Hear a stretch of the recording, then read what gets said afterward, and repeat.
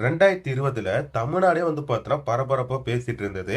சாத்தான்குளத்துல ஒரு அப்பாவும், பையனும் செத்து போன அந்த ஒரு கேஸ பத்தி தான்.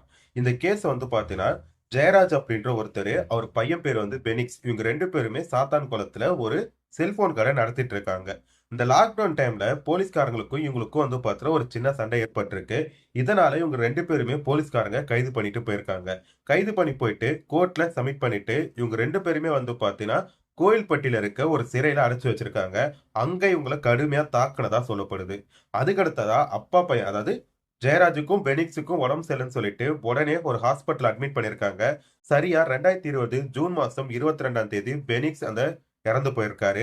மறுநாள் ஜெயராஜும் இறந்து போயிருக்காரு. தமிழ்நாட்ட முழுக்க முழுக்க ஒரு பரபரப்பா பேசப்பட்ட ஒரு சம்பவம் இது.